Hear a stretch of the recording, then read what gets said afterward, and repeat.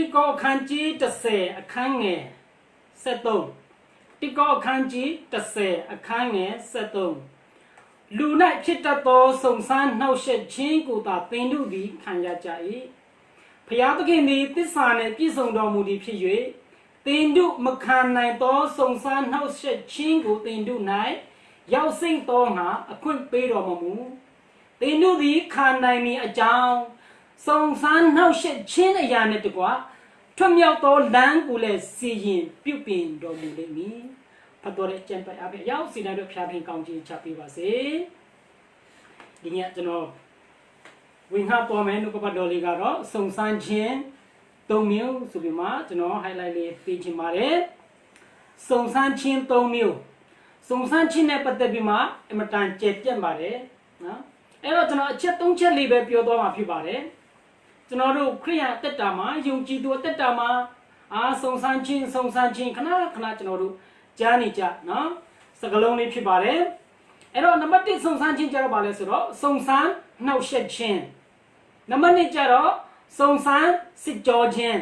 နံပါတ်3ကြတော့စုံစမ်းသွေးဆောင်ခြင်းဆိုတဲ့နော်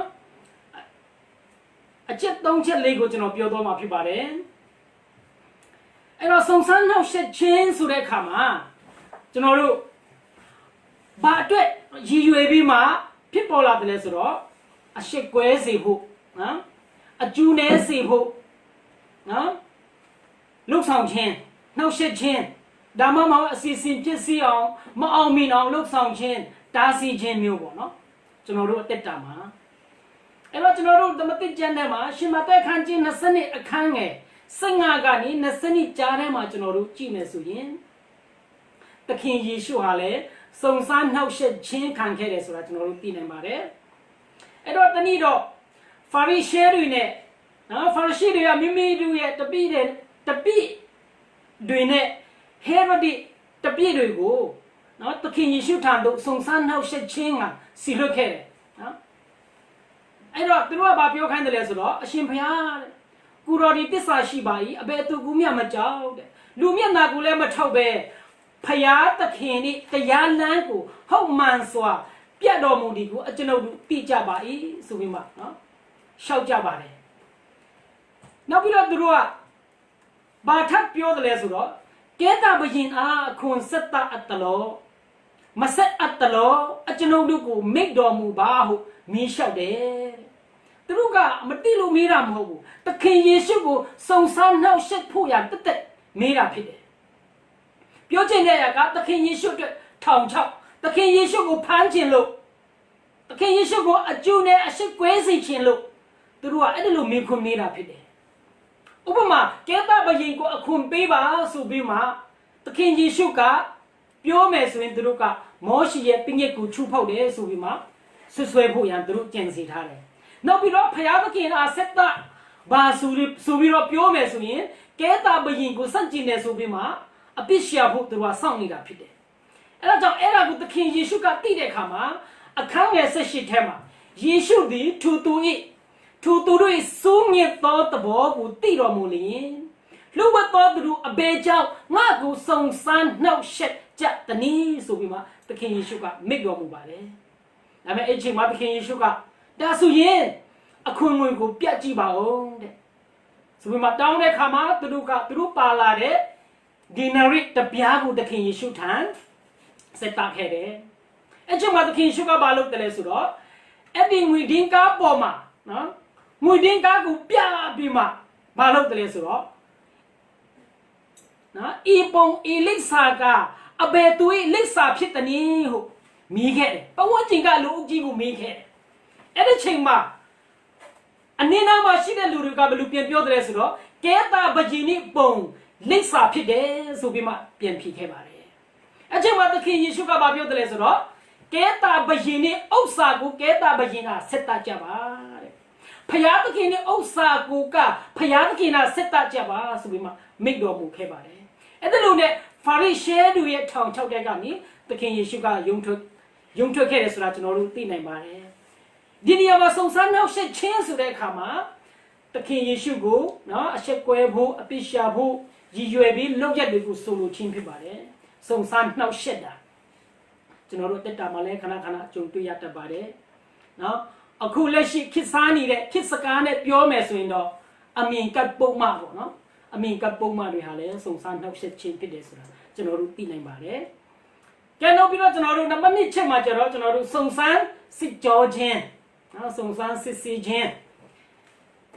ကပောက်ကျန်းခန်းခြင်းနဲ့စနစ်အငယ်တစ်ကနေနှစ်ကိုကျွန်တော်တို့ဖတ်ကြည့်မယ်ဆိုရင်သူ့နောက်မှာဘုရားသခင်နေတဲ့အာဗြဟံကိုစုံစမ်းခြင်းကအာဗြဟံကိုခေါ်တော်မူ၍အာဗြဟံကအကျွန်ုပ်ရှိပါ၏ဟုတ်လျှောက်လင်သင်ဒီအလွန်ချစ်သောတယောက်တည်းသောသားဣဇက်ကိုယူ၍မောရိပြည်သို့သွားလောငါပြက်လက်တန်သောတောင်ပေါ်မှာသူ့ကိုမီးရှို့စာစစ်ပြုတ်၍ပူဇော်လောဟုမိန့်တော်မူ၏ဘုရားသခင်ကအာဗြဟံကိုစုံစမ်းဖို့ရန်ရောက်လာတယ်ဒီကျမ်းပိုက်ထဲမှာဘုရားသခင်ကအာဗြဟံကိုနော်ဘာအတွက်စုံစမ်းတယ်လဲဘာဖြစ်လို့စုံစမ်းတယ်လဲဆိုတာကျွန်တော်တို့သိနိုင်ပါတယ်နော်အဲ့ဒီ20နှစ်ကျွန်တော်တို့အောက်ပိုင်းကိုကျွန်တော်တို့ဖတ်ကြည့်နေဆိုရင်နော်ဘုရားသခင်ကအာဗြဟံရဲ့ယုံကြည်ခြင်းအတိုင်းအတာကိုသိနိုင်ရအတွက်စုံစမ်းခြင်းဖြစ်တယ်သူရဲ့ယုံကြည်ခြင်းကိုစစ်ကြောခြင်းဖြစ်တယ်နှောက်ယှက်တာမဟုတ်ဘူးနော်သူအတွက်အကျိုးနဲ့စေခြင်းလို့မဟုတ်ဘူးအရှိတ်ကွဲစေခြင်းလို့မဟုတ်ဘူးနော်သူရဲ့ယုံကြည်ခြင်းကိုစစ်ဆေးနေတာဖြစ်တယ်ငါကိုတကယ်ယုံသလားမယုံဘူးလားငါကိုတကယ်ပုံအပ်ရဲ့သလားမပုံအပ်ရဲ့ဘူးလားငါကိုဘယ်တိုင်းတာထိယုံကြည်ရဲ့တလဲဆိုပြီးမှဘုရားသခင်ကစုံစမ်းနေတာဖြစ်တယ်ဘုရားသခင်ကကျွန်တော်တို့ကိုတစ်ခါကျွန်တော်ဘုရားသခင်ကကျွန်တော်တို့ရဲ့နာခံမှုအတိုင်းတာငါကိုဘယ်တိုင်းတာထိနာခံတလဲဆိုတာဘုရားသခင်ကတစ်ခါကျွန်တော်တို့ကိုလည်းနော်စုံစမ်းတတ်ပါတယ်နောက်ပြီးတော့အာဗြဟံကိုသူ့ရဲ့အချစ်ဆုံးသားလေးနော်ရွေးမလားငါကိုရွေးမလားဆိုတာဘုရားသခင်ကသိနိုင်ရန်စုံစမ်းခြင်းဖြစ်တယ်ဆိုတာကျွန်တော်တို့သိနိုင်ပါတယ်ကျွန်တော်တို့တက်တာမှာလည်းတစ်ခါနော်ကျွန်တော်တို့ရဲ့ယုံကြည်ခြင်းကျွန်တော်တို့ရဲ့နာခံခြင်းအသက်တာကိုသိနိုင်ရန်အတွက်ဘုရားသခင်ကခက်ခဲတဲ့အရာဒါမှမဟုတ်ရင်ကျွန်တော်တို့မသိနိုင်တဲ့အရာတွေအဖြစ်စုံစမ်းတတ်ပါတယ်ဒီနေရာမှာအာဗြဟံလည်းနော်နားလည်နိုင်မှာမထင်ဘူးဘာဖြစ်လို့လဲဆိုတော့သူအသက်100ကျော်မှရလာတဲ့သားလေးကိုဘုရားသခင်ကနော်တောင်းခဲ့တယ်သူဘယ်လောက်ချစ်ရှာမလဲနော်ဘယ်လောက်ချစ်ရှာမလဲဒါဆိုဘုရားသခင်ကဘာလို့အဲ့ဒီလောက်ခက်ခဲတဲ့စုံစမ်းခြင်းကိုရောက်စီတယ်လဲဆိုတော့နော်တစ်ဖက်မှာကျွန်တော်တို့စဉ်းစားမယ်ဆိုရင်သူ့ကိုပေးတဲ့ဂတိတော်ဟာကြီးမားလွန်းလို့ပဲဖြစ်ပါတယ်နော်ကျွန်တော်တို့အသက်တာမှာလဲစုံစမ်းခြင်းကြီးလေအခက်ခဲပြဿနာကြီးလေဘုရားသခင်ဂတိတော်ဘုရားသခင်ကယုနာတော်ကြီးမားလေဆိုတာကျွန်တော်တို့နားလည်သဘောပေါက်ဖွင့်ရပြောတာဖြစ်ပါတယ်ဘုရားသခင်ကကျွန်တော်တို့ရဲ့ယုံကြည်ခြင်းကိုစစ်ကြောနေပြီကျွန်တော်တို့ကိုစစ်ဆေးနေပြီကျွန်တော်ယုံကြည်ခြင်းကိုစစ်ကြောနေပြီဆိုရင်တော့ကျွန်တော်အသက်တာကိုစစ်ဆေးနေပြီဆိုရင်တော့ဘုရားသခင်ကကျွန်တော်တို့ကိုချီးမြှောက်ခြင်းလို့ပဲဖြစ်တယ်ဘုရားသခင်ကျွန်တော်တို့ကိုကောင်းချီးပေးခြင်းလို့ပဲဖြစ်တယ်ဘုရားသခင်ကသူ့ရဲ့ဂတိတော်ကျွန်တော်တို့အပေါ်မှာပြည့်စုံစေခြင်းလို့ပဲဖြစ်တယ်ဆိုတာနားလည်သဘောပေါက်စေခြင်းနဲ့နောက်ပြီးတော့အဲ့ဒီစုံစမ်းစစ်ကြောခြင်းကနော်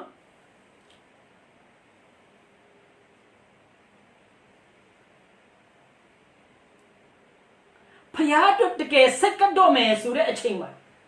ဖြစ်လာတတ်ပါတယ်နော်အဲ့ဒီစုံစမ်းစစ်ကြောခြင်းမျိုးပါပေါ့နော်ဥပမာဖျားအမှုတော်ဆောင်တော့မယ်နော်ဖျားပြဒီတခါတော့လုံးဝစီးလိဖြစ်တော့မယ်လုံးဝကိုရဖြစ်တော့မယ်ဆိုပြီးမှစက်ကတဲ့အချိန်မှာဖြစ်လာတတ်ပါတယ်ငါကူတကယ်ယုံကြည်ရဲသလားငါကူတကယ်စိတ်ချပြီလားငါကူတကယ်နာခံပြီလားဆိုပြီးမှဘုရားသခင်ကကျွန်တော်တို့ကိုစုံစမ်းမှာဖြစ်ပါတယ်နောက်ပြီးတော့ကျွန်တော်တို့ပုံမှန်အချိန်ဒီမှာသမင်းတနက်လောက်မစားရတာတိတ်ပြဿနာမရှိပြီမဲ့ဒါပေမဲ့ဒီနေ့တော့ငါအစာရှောင်ပြီးမှဖျားမျက်နှာတော်ရှယ်တော့မယ်ဆိုပြီးမှဆုံးဖြစ်တဲ့အချိန်မှာမှနော်အဲ့ဒီလိုမျိုးစုံစမ်းခြင်းကရောက်လာတတ်ပါတယ်နော်ဥပမာကျွန်တော်ဒီနေ့တော့မဖြစ်မနေဖျားအတွက်ဖျားမျက်နှာရှယ်ပြီးမှနော်နေမယ်ဆိုတဲ့ခါမှာမထင်မှတ်ထားပဲနဲ့တငယ်ချင်းတွေကအလိုလောက်တာတို့နော်ကိုအကောင်းစားနော်စားစရာတဲ့အိမ်မှာနော်တော့သူရောက်လာတာတို့ဖြစ်တတ်ပါတယ်နော်အတီးမောလေးတွေကစားဖြစ်တတ်ပါတယ်အဲ့ဒါကြောင့်စုံစမ်းစစ်ကြောခြင်းဆိုတာကဘုရားထံကနေလာတာဖြစ်ပြီးမှနော်ကျွန်တော်တို့ယုံကြည်ခြင်းကိုနော်စစ်မစစ်သိနိုင်ရန် ကျွန်တော်တို့ရဲ့ယုံကြည်ခြင်းကိုစစ်ကြောခြင်းပဲဖြစ်ပါတယ်နောက်နံပါတ်3စုံစမ်းခြင်းကြတော့ဗာလဲဆိုတော့စုံစမ်းသွေးဆောင်ခြင်းစုံစမ်းသွေးဆောင်ခြင်းဆိုတာကျွန်တော်ရှင်မသက်ခန်းကြီးလေးငယ်တစ်ထဲမှာထိုအခါမှာနဲ့စုံစမ်းသွေးဆောင်ခြင်းကိုခံစေမိအကြောင်းဝိညာဉ်တော်သည်ယေရှုကိုတော်သို့ပို့ဆောင်တော်မူ၍ယေရှုသည်အရက်40ပတ်လုံးအစာအာဟာရကိုမတုံးဆောင်ပဲနေပြီးမှမသိခြင်းသို့ရောက်တော်မူ၏ယေရှုဟာရက်ပေါင်း40လုံးမှာနဲ့ဒီစုံစမ်းသွေးဆောင်ခြင်းကိုခံခဲ့တယ်ဆိုပြီးမှတမန်ကျမ်းစာကဆိုထားပါတယ်ဘယ်လိုစုံစမ်းသွေးဆောင်တယ်ဆိုတော့ဖျားသားမှန်လေကြောက်ခဲကိုမုတ်ဖြစ်စေပါတဲ့စာတန်ကသူ့ကိုမြှောက်ပစ်လိုက်တာပေါ့သင်ကဖျားသားမှန်လေအဲ့ဒီကြောက်ခဲကိုမုတ်ဖြစ်စေလိုက်တယ်နောက်တစ်ခုကျတော့ဘိမှန်တော်ခေါင်မိုးပေါ်သူခေါ်ဆောင်ပြီးမှခုန်ချလိုက်ပါကျမ်းစာထဲမှာတဲ့ကောင်းကင်တမန်ဒီတင့်ကိုလက်ဖြင့်မဆချီပြင်းလိမ့်မယ်ဆိုပြီးမှနုကပတ်တော်လာတယ်လေအဲ့ချိန်မှာလည်းသခင်ယေရှုကနုကပတ်တော်နဲ့နော်ပြန်လဲချီးပါခဲ့တယ်နောက်နံပါတ်3ချိန်မှာလည်းနော်မာနကတဲ့ငါ့ကိုအိုးချပါတခါလေးပဲကူးကွယ်ပါအဲ့ဒီလိုတာကူးကွယ်မယ်ဆိုရင်ဒီလောကကြီးတစ်ခုလုံးတိုင်းနိုင်ငံတစ်ခုလုံးစင်စင်ချမ်းသာအားလုံးကိုပြီးမယ်ဆိုပြီးမှစုံစမ်းသွေးဆောင်ခဲ့တယ်ဆိုတာကျွန်တော်တို့တွေ့နိုင်ပါတယ်ကဲဒီနေရာမှာစုံစမ်းသွေးဆောင်ချင်းကြတော့တော်တော်တတိထားရမှာဖြစ်ပါတယ်နော်ဘာဖြစ်လို့လဲဆိုတော့ခက်ခဲခြင်းဒုက္ခဆင်းရဲခြင်းပြဿနာနဲ့မလာတဲ့အတွက်လက်ခံမိဖို့အမတန်လွယ်ကူပါတယ်လွယ်ကူပါတယ်ကဘာပေါ်မှာယုံကြည်သူအများစုမကြော်လွှားနိုင်ကြတဲ့စုံစမ်းခြင်းဖြစ်တယ်ဒီအရာကခက်ခဲခြင်းတို့ကကျွန်တော်တို့အောင်နိုင်ကြပြီမဲ့ပြဿနာအမျိုးမျိုးနဲ့စုံစမ်းနောက်ဆက်ခြင်းစုံစမ်းစစ်ကြောခြင်းတို့ကအောင်နိုင်ကြပြီမဲ့ရင်ဆိုင်ကြော်လွှားနိုင်ကြပြီမဲ့နော်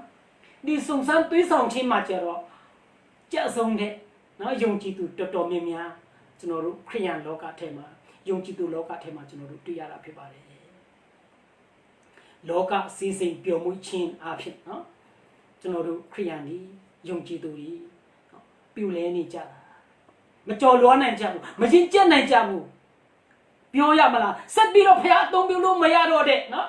ယုံကြည်သူတွေအများကြီးဖြစ်တယ်ဒါဆိုရင်အဲ့ဒီအရာတွေကဘာတွေလဲဆိုတော့နော်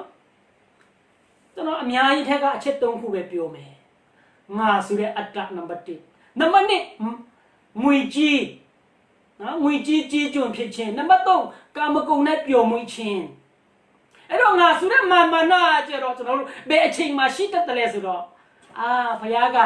နည်းနည်းပအသုံးပြုလာပြီဘုရားကချီးမြှောက်လာပြီဆိုတဲ့အချိန်မှာအဲ့ဒီငါဆိုတဲ့မာမနာတရားကဝင်လာတတ်တယ်လောကစကားနဲ့ပြောမယ်ဆိုရင်တော့ယာထူးရရှိလာတဲ့အချိန်မှာထိုင်ခုံရရှိလာတဲ့အချိန်မှာနိုင်ငံရေးစကားနဲ့ပြောမယ်ဆိုရင်တော့ကျွန်တော်တို့ကိုထောက်ခံတဲ့ပြည်သက်များများရှိလာတဲ့အချိန်မှာနော်အဲ့ဒီမာမနာတရားအဲ့ဒီငါဆိုတဲ့အတ္တကထွက်လာတတ်ပါတယ်အဲ့ဒီအချိန်မှာပြည်ရင်သခင်ယေရှုကဲ့သို့နှုတ်ကပတ်တော်ဖြင့်နော်တိုက်ခိုက်ပြီးခြိပပြီးညှင်းပယ်တတ်ဖို့ကအရေးကြီးပါတယ်ဟာလေလုယာနောက်တစ်ခုကျတော့ကျွန်တော်တို့ငွေကြီးကျွန်းနော်ငွေကြီးကျွန်းဒါတိကစုံစမ်းသွေးဆောင်ခြင်းနေနော်ငွေကြီးအများကြီးရှိတာငွေကြီးချမ်းသာတာဘာခက်လို့လဲအရင်ပြောစရာကောင်းတာပေါ့လောကလူတွေရဲ့အချိန်မှာဆိုငွေကြီးရှိရင်အရာခပ်ပြီးပြည့်စုံတယ်စူရလောက်အောင်သူတို့ကထင်နေကြတာအဲ့တော့ဒီနေရာမှာဘုရားသားသမီးတွေလည်းတတိထားဖို့ရလိုအပ်တာဖြစ်ပါတယ်ဘုရားကကောင်းချီးပေးလာတဲ့အချိန်ဘုရားကောင်းချီးပေးလာတဲ့အချိန်ဖြစ်တတ်ပါတယ်ဒါမှမဟုတ်ရင်ကျွန်တော်တို့ဘုရားရှိလို့ရှိမှကျေးဇူးတော်ချီးမွမ်းရအစင်မပြေတဲ့ကောင်းကြီးမင်္ဂလာတွေလက်ခံမိတဲ့အချိန်ဒါမှမဟုတ်ရင်ကျွန်တော်တို့ဘုရားကိုအားကိုးမဲ့အစားငွေကြေးထောက်ပံ့တဲ့သူအားကိုးလာတဲ့အချိန်ဒါမှမဟုတ်ရင်ဖယားမျက်နှာကိုမကြည့်ပဲငွေကြီးမျက်နှာကိုကြည့်ပြီးအသက်ရှင်လာတဲ့အချိန်မှာဖြစ်တတ်ပါတယ်အဲ့ဒီအချိန်တွေမှာကျွန်တော်တို့ငွေကြီးကျွန်းကနေပြီးတော့ပညာသားပါပါနဲ့ရုံထွက်နိုင်ရန်အရေးကြီးတာဖြစ်ပါတယ်ကျွန်တော်တငယ်ချင်းတယောက်ကကျွန်တော်အမှုတော်ဆောင်ခါစားတော့ကပြောပါတယ်ကျွန်တော်ကိုခွန်အားပေးတယ်လို့ပြောရမလားကျွန်တော်ကိုတိုက်တွန်းတယ်လို့ပြောရမလားသွေးဆောင်တယ်လို့ပြောရမလားသူဘာပြောတယ်လဲno money no ministry ငွေမရှိရင်အမှုတော်ဆောင်လို့မရဘူးတဲ့ ဟုတ်တယ်လူနဲ့ဟုတ်လားမဝင်မရှိဘလူစားတော့မလဲဘလူနဲ့အစားတွေကပေါ့နော်လူအုံနောက်နဲ့စဉ်းစားရင်တော့ဟုတ်ပါတယ်ဒါပေမဲ့တမကျန်းစာထဲမှာတော့အဲ့ဒါလိုမတွေ့ပါဘူးကျွန်တော်တို့တွေ့တဲ့အရာကတော့ငါဝိညာဉ်အဖြစ်ဖြစ်လိမ့်မယ်ဆိုတဲ့အရာပဲကျွန်တော်တို့တွေ့တာဖြစ်ပါတယ်ဖယားနှုတ်ကပတ်တော်အဖြစ်တာလေဖယားတကူတော်အဖြစ်တာလေဖယားဝိညာဉ်အဖြစ်တာလေကျွန်တော်တို့အစီခံလို့ရတာဖြစ်ပါတယ်အကြောင်းဒီနေရာမှာကျွန်တော်တို့ငွေကြီးကျွန်းကနေဒါမှမဟုတ်ရင်ငွေကြီးနဲ့သွေးဆောင်ခြင်းနော်စုံစမ်းသွေးဆောင်ခြင်းကဲတော့ကျွန်တော်တို့လူမျိုးဖွင့်ရကြီးကြည်တာဖြစ်တယ်နောက်နံပါတ်3ကကျတော့ကျွန်တော်တို့ကာမဂုဏ်နဲ့ပျော်မွေ့ခြင်းနော်ကာမဂုဏ်နဲ့ပျော်မွေ့ခြင်းဘယ်အချိန်မှာဖြစ်တတ်တယ်လဲဆိုတော့ကျွန်တော်တို့ဝိညာဉ်သဘောကိုဦးစားမပေးပဲဇာတိသဘောဖြစ်တာအသက်ရှင်တဲ့အချိန်မှာနော်ကျွန်တော်တို့ကာမဂုဏ်၌ဒါမှမဟုတ်ယင်ဒီလောကအရာ၌ပျော်မွေ့ပြီးမှနော်အသက်ရှင်တက်လာတယ်အသက်ရှင်တက်ကြပါတယ်ဒါမှမဟုတ်ရင်ကျွန်တော်တို့ဝိညာဉ်အတွက်အာဟာရမဖြစ်စေပဲနဲ့နော်ကိုယ်ကာယအာဟာရဒီကြီးပဲကျွန်တော်တို့နော်ဦးစားပြီးဖြစ်တဲ့အချိန်မှာဖြစ်တတ်ပါတယ်ဒါမှမဟုတ်ကျွန်တော်တို့ယုံကြည်သူနဲ့အနိကနေတရမဖွဲ့တော့ဘဲနဲ့မယုံကြည်သူဒီနဲ့ကျွန်တော်အနိကအချိန်များများပြီးပေါင်းတင်ဆက်ဆံလာတဲ့အခါမှာသူတို့ပျော်မွေ့တဲ့နေရာမှာကျွန်တော်တို့လည်းရောင်ပြီးမှပျော်မွေ့တတ်ကြပါတယ်နော်အဲ့ဒါဒီကစုံစမ်းသွေးဆောင်ခြင်းတွေပဲဖြစ်ပါတယ်အဲ့ဒါကြောင့်ဒီအရာတွေက mix ခံယူတတ်ရင်တော့နော်တင့်အတွက်ထောက်ကူပြပါလိမ့်မယ်ဒါပေမဲ့ဒီအရာတွေရှိမှနော်ဒီအရာတွေရှိမှအလုပ်ဖြစ်မယ်ဆိုပြီးမှကျွန်တော်တို့ကထင်မိရင်တော့ကျွန်တော်တို့မှားတော့နိုင်ပါတယ်နော်ဒီအရာတွေကတကယ်တမ်းကျတော့အထောက်ကူဖြစ်ပြီးမြဲအဓိကကျက်တာတော့မဟုတ်ဘူးမိုင်နာတွေပဲဖြစ်ပါတယ်ကောင်းကြီးမင်္ဂလာတွေကမိုင်နာတွေပဲဖြစ်ပါတယ်ကျွန်တော်တို့ဦးစားမပေးမိကြဘူးကအရေးကြီးတာဖြစ်ပါတယ်အကြောင်းသခင်ယေရှုကိုယ်တိုင်ကငါ့နိုင်ငံတော်ဤလောကနဲ့မဆိုင်ဘူးလို့မိန့်တော်မူတာဖြစ်ပါတယ်အဓိကနော်အဓိကကောအဓိကပန်းနိုင်ကဤလောကမှာမဟုတ်ဘူးကျွန်တော်တို့ဝိညာဉ်ကဘာမှာဖြစ်ပါတယ်အဲကြောင့်ဒီနေ့စုံစမ်းနှောက်ဆက်ခြင်းစုံစမ်းစစ်ကြောခြင်းတွေကိုကျွန်တော်တို့နားလေသဘောပေါက်ဖို့နော်လူတလူ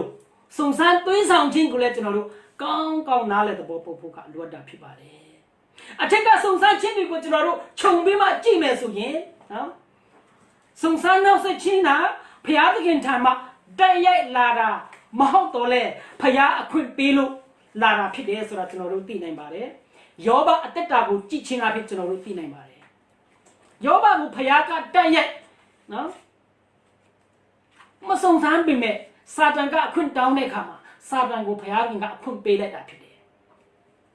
နောက်ပြီးတော့ကျွန်တော်တို့စုံစမ်းစစ်ကြောချင်းဒီလေစုံစမ်းစစ်ကြောချင်းကြတော့ဖျားထံကနေတက်ရိုက်လာတာဖြစ်တယ်ဆိုတာကျွန်တော်တို့ရှင်မသက်အခန်းကြီး15 21 28ထဲမှာကျွန်တော်တို့ဖော်ပြထားတဲ့ခါနာအမျိုးသမီးအတက်တာဖြစ်ကျွန်တော်တို့သိနိုင်ပါတယ်ခါနာအမျိုးသမီးကဘာလုပ်ခဲ့တယ်လဲနော်သခင်ယေရှုစီမှာလာပြီမှာကိုတော့ကျမရဲ့သမီးနော်နှဆုနှိပ်ဆက်၍အသေးတန်ဖြစ်နေပါတယ်ကိုကြီးပါကျမချင်းပြပါဆိုပြီးမှတောင်းပန်တဲ့အခါမှာသခင်ယေရှုကဘယ်လိုပြန်ပြောလိုက်တယ်လဲနော်ရှင်မသက်26ထဲမှာကိုတော်ကတားရဲ့စာကိုယူ၍ခွေးရမပေးမချတော့ပြန်ပြောတော်မူ၏နော်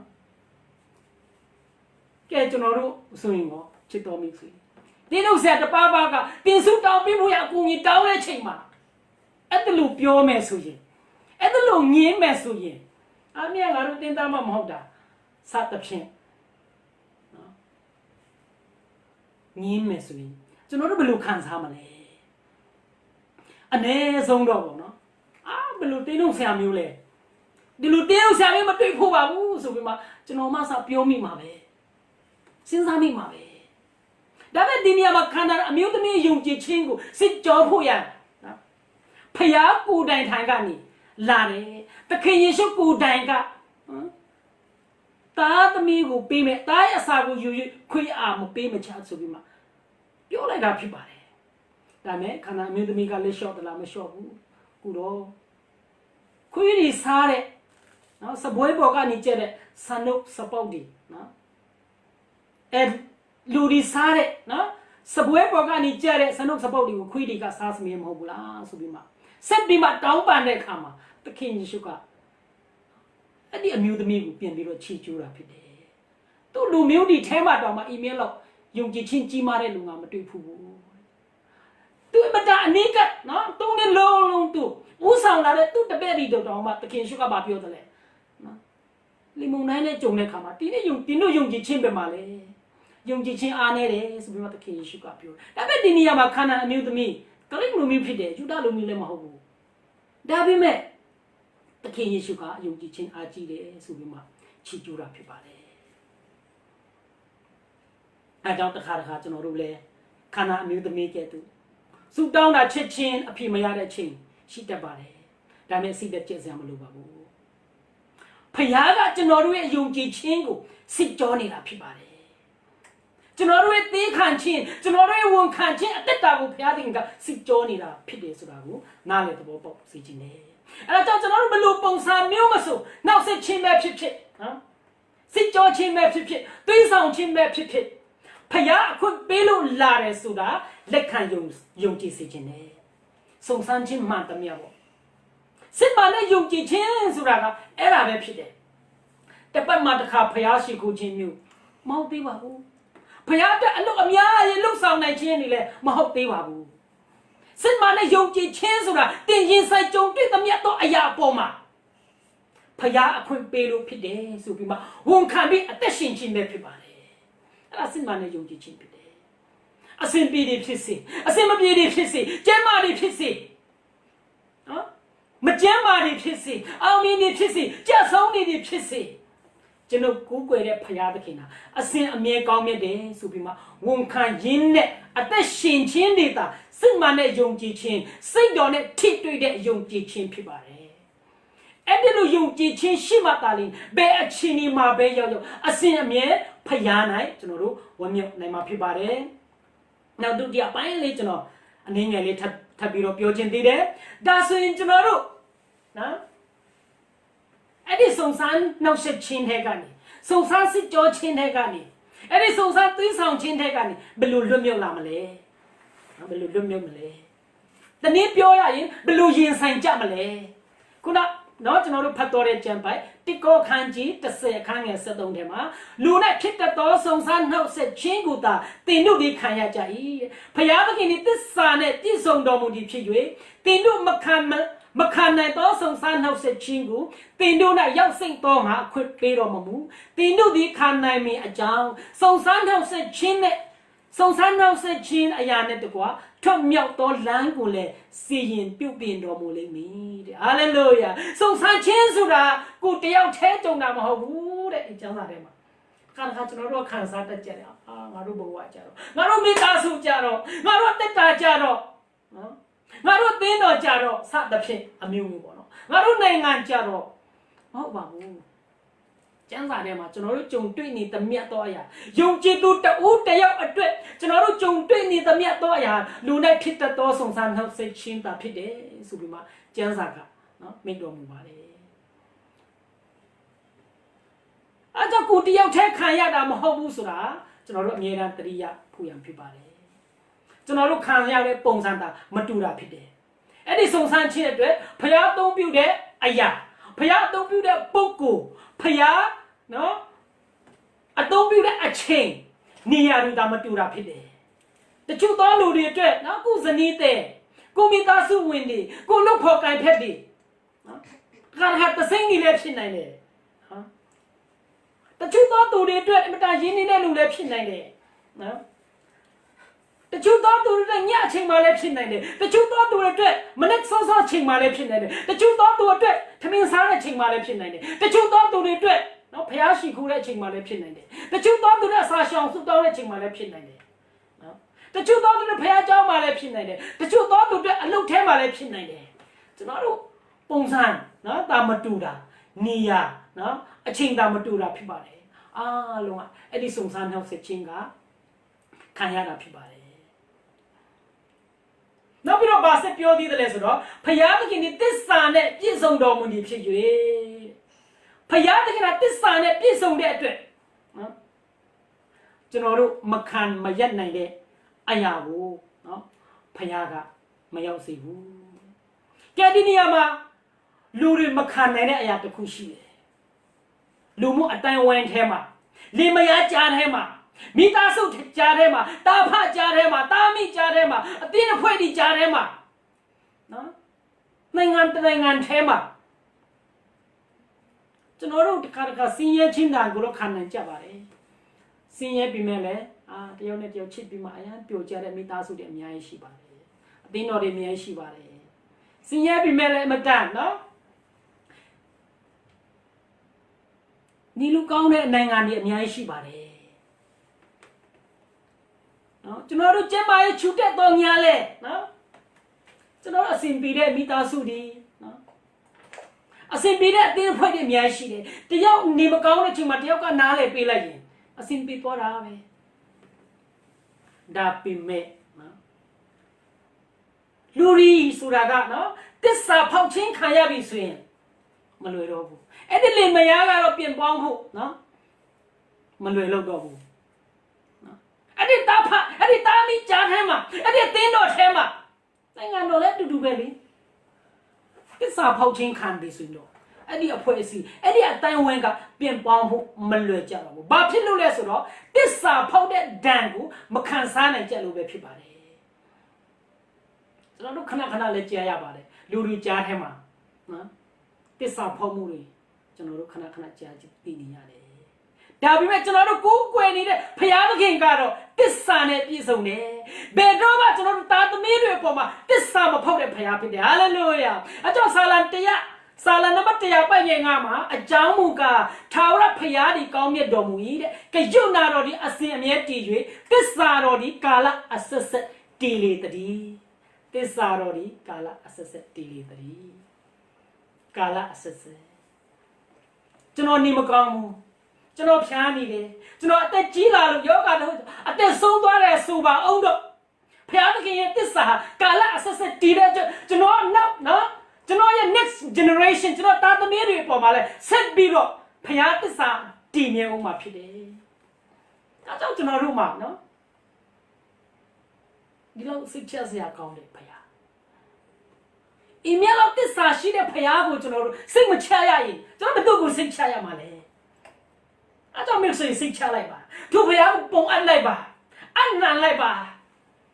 ထိုသခင်ကိုအာကိုပြီးမှအသက်ရှင်ကြရအောင်ဟာလေလုယာနောက်ပြီးတော့တင်တို့မခံနိုင်တော့စုံစမ်းနှောက်ယှက်ခြင်းကိုတင်တို့၌ရောက်စိမ့်တော်ဟာအခွင့်ပေးတော်မမူ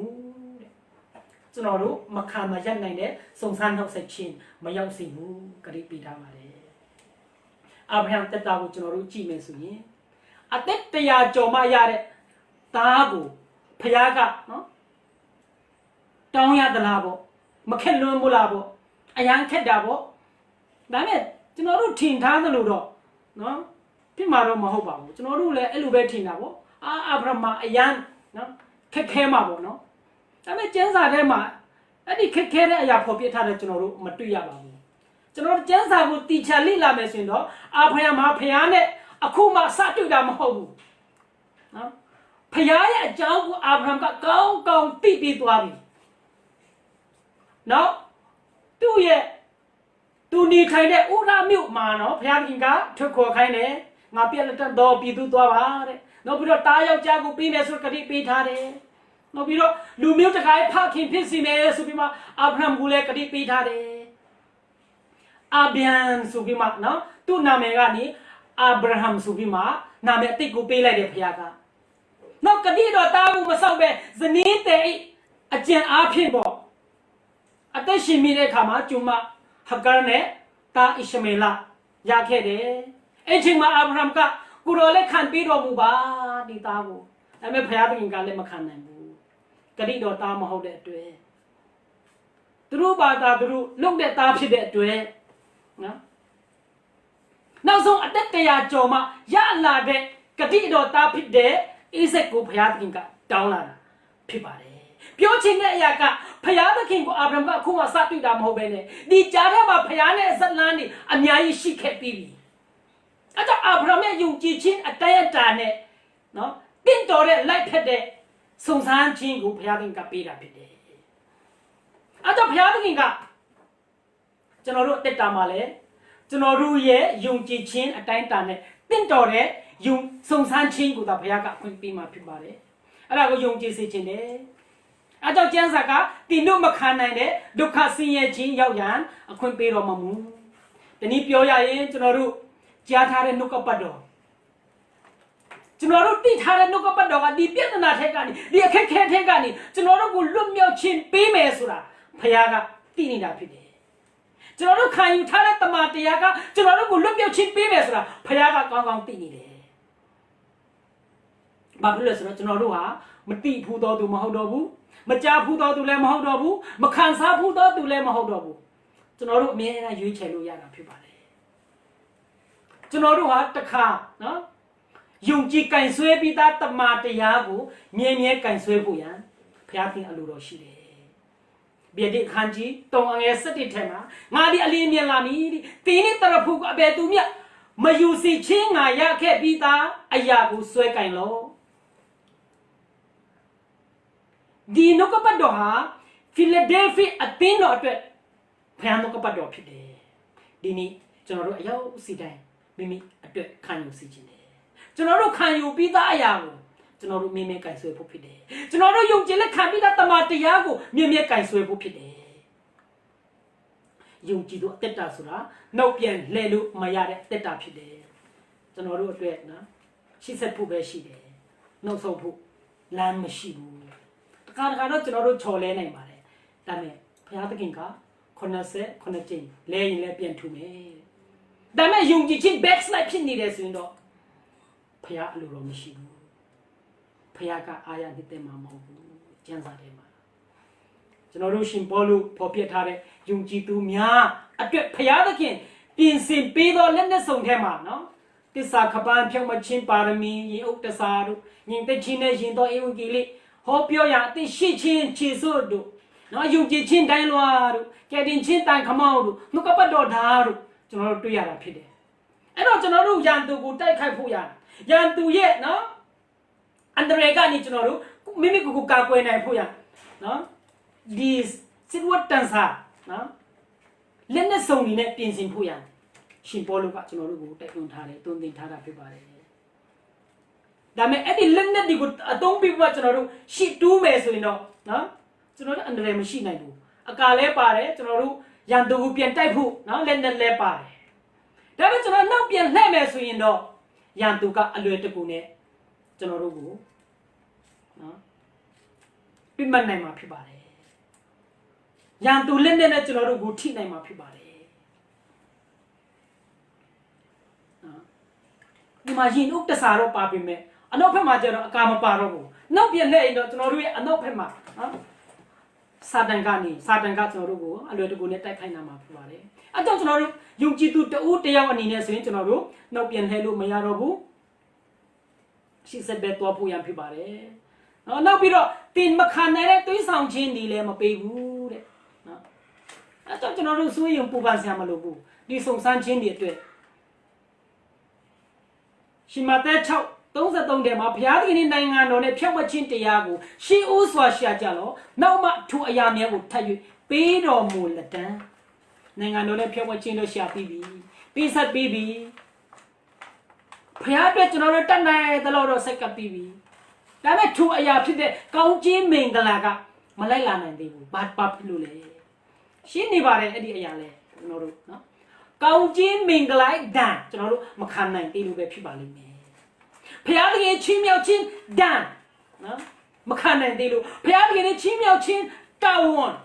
နော်မထမ်းဆောင်နိုင်သေးလို့မရင်ကျက်သေးလို့ပဲဖြစ်ပါလိမ့်မယ်ဖျားတကယ်ပေးတဲ့ဥစ္စာဒနာတွေကိုကျွန်တော်တို့နော်မထိန်သိမ်းနိုင်သေးလို့တနည်းပြောရင်ကောင်းသောဗန္ဒာဆိုးမဖြစ်သေးလို့ပဲဖြစ်ပါလိမ့်မယ်ကျွန်တော်တို့ကောင်းသောဗန္ဒာဆိုးဖြစ်မှာပဲဘုရားသခင်ကနေကောင်းကြီးမင်္ဂလာတွေဆက်လက်စစ်ဆေးမှာဖြစ်ပါတယ်ဘုရားသခင်ကတော့စမ်းကြည့်မှာပေါ့အတိမွားလေးကနေစမ်းကြည့်မယ်နော်အဲ့ဒီအတိမွားလေးပေါ်မှာတစ္ဆာရှိရင်ဤထက်မကကြီးမားတဲ့နော်အမှုတွေပြုတ်မယ်ဤထက်ကြီးမားတဲ့နော်တာဝန်နေပြီးမယ်အစုကျေးဇူးတွေပြီးမယ်ကောင်းခြင်းမင်္ဂလာတွေပြီးမှဖြစ်ပါတယ်ရှင်လုကာ16:30ထဲမှာ အနေငယ်သောအမှု၌တစ္ဆာရှိသောသူသည်ကြီးသောအမှု၌လည်းတစ္ဆာရှိလိမ့်မည်အနေငယ်သောအမှု၌တစ္ဆာမရှိသောသူသည်ကြီးသောအမှု၌တစ္ဆာမရှိတဲ့ကျွန်တော်တို့အသေးအမွားကစားတစ္ဆာရှိဖို့ရလွတ်တာဖြစ်တယ်အသေးအမွားကစားကျွန်တော်တန်ဖို့ထားတဲ့ဖို့ရလွတ်တာဖြစ်တယ်ဆက်ပြီးတော့ကျွန်တော်တို့နော်ရှင်မဿဲ25-21ထဲမှာဆိုရင်အရှင်ကလည်းတာရုတစ္ဆာရှိသောငယ်သားကောင်သင်သည်အမှုငယ်၌တစ္ဆာဆောင်နေပြီများစွာသောအမှုအခွင့်ကိုသင်၌အပ်ပေးမည်သင်နှင့်သခင်နှင့်အတူစည်းစိမ်ကိုဝင်စားလောဟုမိန့်တော်မူ၏တဲ့သင်ငယ်သောအမှု၌တစ္ဆာရှိမှကြီးသောအမှုအတွက်တာဝန်ပေးအချင်းခံရမှာဖြစ်ပါတယ်အဲကြောင့်ကျွန်တော်တို့အောင်မြင်ခြင်းရင်တော့ဒါမှဘုရားအသုံးတော်ခံခြင်းကျွန်တော်တို့ဘုရားပေးတဲ့အသေးငယ်ဆုံးသောအမှုအသေးငယ်ဆုံးသောဆုကျေးဇူးပြင်လင်းကျွန်တော်တို့တစ္ဆာရှိစွာဆောင်ထိန်ဖို့ရန်လိုအပ်တာဖြစ်ပါတယ်တစ္ဆာရှိစွာလှုပ်ဆောင်ဖို့ရန်လိုအပ်တာဖြစ်ပါတယ်ဖျားပေးတဲ့ဆုကျေးဇူးအသေးငယ်ဆုံးအရာကစနေကျွန်တော်တို့ဖွားများစေဖို့ရန်လိုအပ်တာဖြစ်ပါတယ်အဲ့ဒါမှအချိန်တန်လာရင်ဖျားသခင်ကြီးကြီးမားစွာသောနော်အသုံးပြုခြင်းကျွန်တော်တို့ခံမှာဖြစ်ပါတယ်ကြီးသောအမှုနော်ကြီးမားသောကောင်းကြီးမင်္ဂလာတွေကျွန်တော်တို့အသက်တာမှာဆင်းဆင်းလာမှာဖြစ်ပါတယ်ဒါနဲ့ကျွန်တော်တို့အဆုံးတိုက်အောင်နော်ဆွဲကြိုက်စီချင်တာကဘာလဲဆိုတော့ဖျားကောင်းကြီးမင်္ဂလာတွေထက်ဖျားပေးတဲ့အဲ့ဒီကောင်းကြီးမင်္ဂလာတွေထက်အဲ့ဒီကောင်းကြီးပေးတဲ့ဖျားသခင်ကိုအမြဲဦးစားပေးစေချင်တယ်အဲ့ဒီအချက်လေးကိုတော့အမြဲတမ်းမှတ်ထားစေချင်တယ်ဖျားပေးတဲ့ဒီပဝန်းကျင်အတိုင်းအဝန်းချက်ဒီပဝန်းကျင်ကိုဖန်တီးပေးတဲ့ဖျားကိုကျွန်တော်အမြဲချစ်ဖို့ရလွတ်တာဖြစ်ပါတယ်အာဗြဟံကသူ့ရဲ့တူတီတော်သားကတိတော်သားအသက်100ကျော်မှအရရှိတဲ့သားချက်အဲ့ဒီသားကိုပေးတဲ့ဖျားကိုသူကမှန်ကန်စွာဆုံးဖြတ်ချက်ပြီးမှရွေးချယ်တဲ့ကဲလို့ကျွန်တော်တို့လည်းမှန်ကန်တဲ့ရွေးချယ်တဲ့ဖို့ရလွတ်ပါတယ်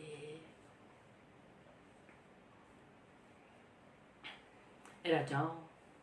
ကျွန်တော်တို့အသက်တာတီမှာနော်ဖျားသခင်ကိုအမြဲတမ်းရွေးချယ်ပြီးအသက်ရှင်ဖို့ရန်အလို့တာဖြစ်ပါတယ်နောက်ဆုံးအချက်လေးနော်ခုနကျင်းပိုက်မဆုံးသေးဘူးသင်တို့ဒီခံနိုင်တဲ့အကြောင်းစုံစမ်းနှောက်ယှက်ခြင်းအရာနဲ့တကွထွက်မြောက်သောလမ်းကိုလည်းစီရင်ပြုပြင်တော်မူလိမ့်မည်ထွက်မြောက်ရလမ်းကိုလည်းစီရင်ပေးတယ်စီရင်ပေးမယ်လမ်းဆိုတာကကျွန်တော်တို့ရွေးချယ်ရမယ့်အရာကိုဆိုလိုခြင်းပဲဖြစ်ပါတယ်။လမ်းဆိုတာကရှောက်ဖို့ဖြစ်တယ်၊သွားဖို့ဖြစ်တယ်။နော်ကိုစားရှောက်ပြီးလို့မရဘူး။ကိုယ်တိုင်ရှောက်ရမှာဖြစ်တယ်။ကိုယ်တိုင်ရွေးချယ်ရမှာဖြစ်တယ်။ဒါဆိုအဲ့ဒီလမ်းကဘာတွေလဲ။ဒီအချက်လေးပြောပြီးမှကျွန်တော်ဆုံးသတ်တော့မှာဖြစ်ပါတယ်။နံပါတ်1အဲ့ဒီလမ်းကစူတောင်းခြင်း။ရှင်လုကာအခန်းကြီး20:46ထဲမှာသင်တို့သည်အဘယ်ကြောင့်အိပ်ပျော်ကြသနည်းထကြစုံစမ်းနှောက်ယှက်ခြင်းနဲ့ကင်းလွတ်မည်အကြောင်းဆုတောင်းကြလောမိန့်တော်မူ၏တဲ့သခင်ယေရှုကနော်စုံစမ်းနှောက်ယှက်ခြင်းနဲ့လွတ်ဖို့ရဆုတောင်းပါကင်းလွတ်ဖို့ဆုတောင်းဖို့လိုတာဖြစ်ပါတယ်ဆုတောင်းတယ်ဆိုတာကဖခင်နဲ့အမြဲမိတ်တာရဖွင့်ခြင်းကိုဆိုလိုတာဖြစ်တယ်ဖခင်နဲ့အမြဲတမ်းအဆက်အသွယ်ရှိပါအဲ့လိုနေမယ်ဆိုရင်တော့စုံစမ်းခြင်းမရှိတာတော့မဟုတ်ပေမဲ့အဲ့ဒီစုံစမ်းခြင်းတွေကိုကျွန်တော်တို့အကောင်းဆုံးနဲ့အကျိုးရှိစွာကျွန်တော်တို့တုံ့ပြန်နိုင်မှာဖြစ်ပါတယ်အလွယ်တကူကျွန်တော်ရင်ဆိုင်နိုင်မှာဖြစ်ပါတယ်နံပါတ်1တေးခံခြင်းနော်ရှင်ယာကုပ်ခန်းကြီး1အငယ်2ကနေ4ထိငါငယ်ကိုတို့သင်တို့ယုံကြည်ခြင်းကိုစစ်ကြောစုံစမ်းခြင်းအရာဒီတေးခံခြင်းကိုဘွားစေတတ်သည်ဟုတ်တိမလက်အထူးထူးအပြားပြားစုံစမ်းနှောက်ဆက်ခြင်းနဲ့ကြုံတွေ့သောအခါဝမ်းမြောက်စရာအကြောင်းတက်ဖြစ်သည်ဟုမှတ်ကြလောသင်တို့သည်အလင်းမချုတဲ့ပဲစိတ်ဆက်ဆုံးလိမ့်မည်အကြောင်းသေခံခြင်းစိတ်သည်အကုန်အစင်ပြုပြင်ပါစေတဲ့ကျမ်းစာကတော့အဲ့ဒီစုံစမ်းခြင်းအတွက်ဝမ်းမြောက်စရာအကြောင်းတက်ပဲဖြစ်တယ်ဆိုပြီးမှနော်ခံယူဖို့တွင်တင်ထားပါတယ်ဘာအတွက်လဲဆိုတော့ကျွန်တော်တို့နော်အလင်းမချုတဲ့ပဲစိတ်ဆက်ဆုံးလင်ဖို့ဖြစ်တယ်ကျွန်တော်တို့ပြည့်စုံနိုင်ဖို့ဖြစ်တယ်ကျွန်တော်အတ္တရှင်ကျက်နိုင်ဖို့ဖြစ်တယ်အဲ့ဒီအတွက်ကျွန်တော်တို့နော်တေးခံဖို့ရလွတ်တာဖြစ်တယ်နောက်ရှင်ယာကုပ်1စနစ်ထဲမှာစုံစမ်းနှောက်ယှက်ခြင်းကိုတေးခံတော်သူဒီမင်္ဂလာရှိ